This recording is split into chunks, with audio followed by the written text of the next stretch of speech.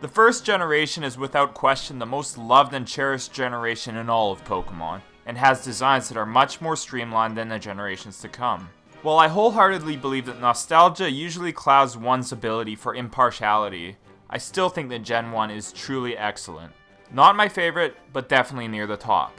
I'd like to do this sort of top 10 list for all the generations, and I thought it made the most sense to start from the beginning. Also, this isn't really a top 10 list, more of a top 12. YouTube algorithm and all. I mean, it's not like you come to this channel for quality, so like and subscribe.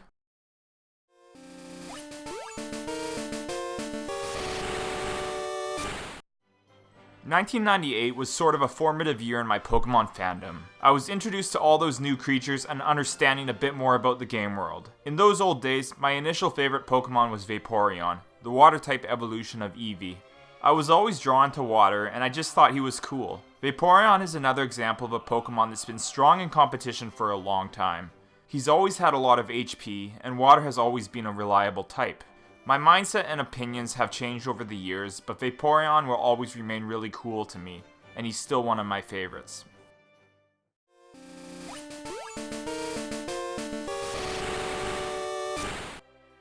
Farfetchd. There's actually quite a bit of backstory and references to an old Japanese proverb with this one, but honestly he walks around and does this, and that was pretty dope in my books, and that's why he makes the list.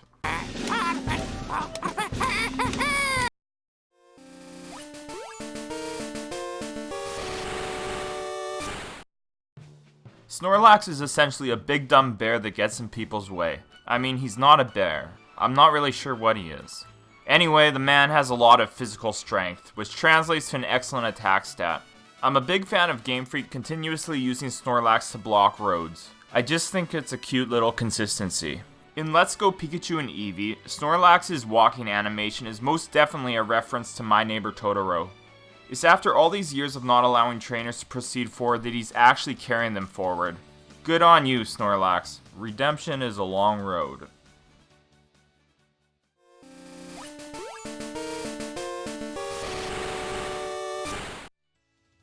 Much like the Ghost type, there was only 3 Dragon-type Pokemon in Gen 1. Dratini, Dragonair, and Dragonite.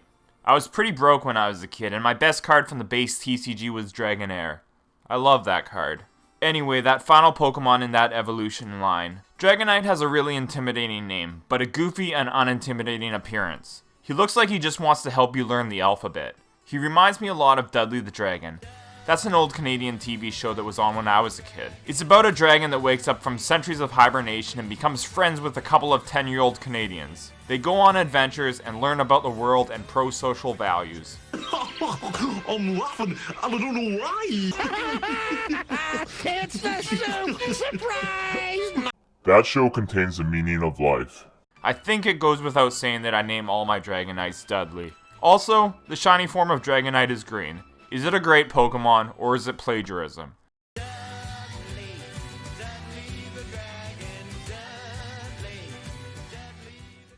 The designs of most first-generation Pokemon tend to be a lot more streamlined and simplistic than many of their later-generation counterparts.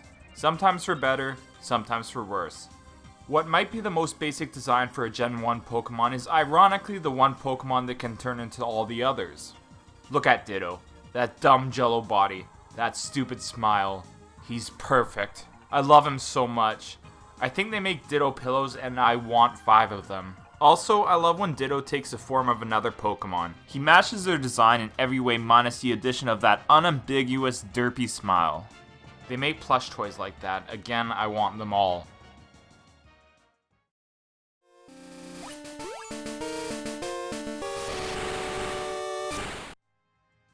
There's something incredibly cool to me about a genetically modified Pokemon, especially one that came from one of the most interesting Pokemon to begin with. Pokemon lore is no stranger to dark tones and myth. Just read the Pokedex entry of almost any ghost type. The original Pokedex for Mewtwo reads as follows.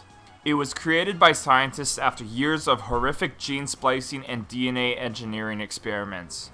This, in conjunction with it being the DNA of Mew and the fact that he was the most powerful Generation 1 Pokemon, situated a sense of awe and mystery for a lot of players.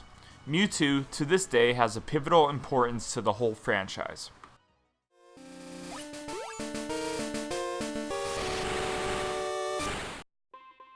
The irony of Magikarp is pretty fantastic. He's the most useless and dumbest first generation Pokemon. It uses Splash a lot and mostly does nothing. The Pokedex is so quickly to hype up the absurd power of most Pokemon, but even it has a field day on how painfully stupid Magikarp is. The irony in this is that at level 20 he evolves into Gyarados, one of the very strongest Pokemon out there. I first got into competitive Pokemon during the 4th generation, and Gyarados was the first Mon that I ever Eevee trained. I named him Waterprawn. He was one of my most successful allies. I had him equipped with Dragon Dance, Waterfall, Earthquake, and Ice Fang. Getting even a single Dragon Dance off set up a lot of success in a match and potential sweeps. Gyarados is an example of a Pokemon that is great on its own, but his preceding evolution adds so much to his lore and character.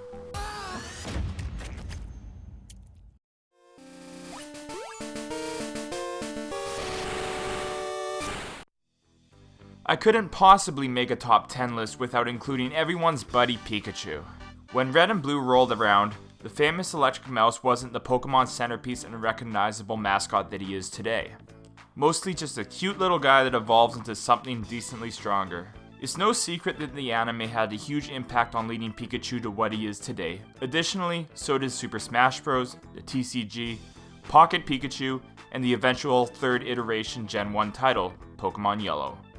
As much as I love Pikachu's current design, I might love the original Fat Pikachu even more. That boy is thick. He's so awesome.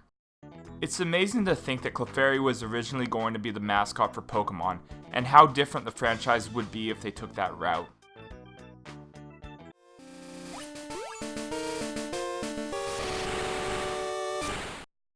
Gen 1 has a fantastic line of starters. Charmander, Squirtle, and Bulbasaur. They all have successive evolutions that are as well designed as their original form. Between them, my favorite first gen starter is Bulbasaur. He's adorable and I feel like he's the most creative of the three, and each of his evolutions makes sense. The bulb on his back blooms more and more each time he evolves. For a lack of better word, it feels organic. This entry is kind of cheating, but I'm giving the spot to Bulbasaur, Ivysaur, and Venusaur.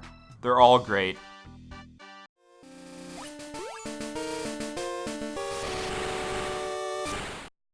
Mew is considered to be the ancestor of all Pokemon and is said to possess the genetics of each one of them. That's really cool to me. I love that kind of thing in Pokemon lore. He has the ability to use all TM and HM moves and basically all move tutor moves, making him one of the most versatile Pokemon out there. There was a lot of cool legends about Mew in the late 90s, back when the internet wasn't prominent like it is today. A lot of people thought that Mew was hidden under a truck outside of Vermilion City, and he was such a secret that not even Nintendo knew that Game Freak had programmed him into the game. As a matter of fact, Mew was created just 2 weeks before game development was concluded. In the anime and so many other sources, you hear a lot about the original 150 Pokemon. This is likely in large part because of this old secret.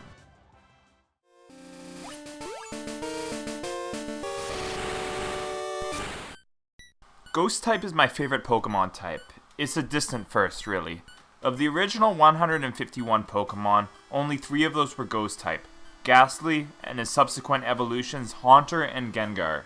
Gengar is the original competitively viable Ghost Pokemon, and 22 years later he's still incredibly relevant. I love his plump design, his purple color, and that big cocky smile. I love him in the anime, the TCG, and all the games. He even seems like the perfect candidate for a fighter in Super Smash Bros. I'd buy that DLC in a heartbeat.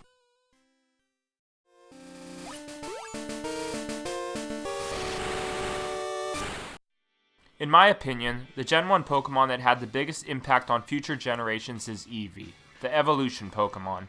This normal type has the ability to evolve into 8 different Pokemon of different typings. 3 of those were available in the first generation. An additional 2 were introduced in the second generation. Glaceon and Leafeon came in the 4th, and we met Sylveon in Generation 6 along with the introduction of the Fairy typing. Pokemon training is inherently about options. Breeding, raising, training your Pokemon in whatever way you see fit. No other Pokemon is giving you more options than Eevee, and it's incredibly cool to raise them in different ways and into completely different Pokemon. As the 8th generation is nearly upon us, it's very possible that we'll see another evolution and the expansion of this incredible first generation Pokemon. Sing it, Dudley. I hope you enjoyed this poorly constructed list, and I hope you don't hate me too much for not including Charizard. I love the Pokemon franchise, and I'm incredibly excited to see all the new pocket monsters in the Galar region. If you had fun watching this video, it would help me a lot if you clicked like and shared it with a friend. And if you consider subscribing, that would also make me super happy. I love Pokemon, and I'm excited to make more videos on these awesome games.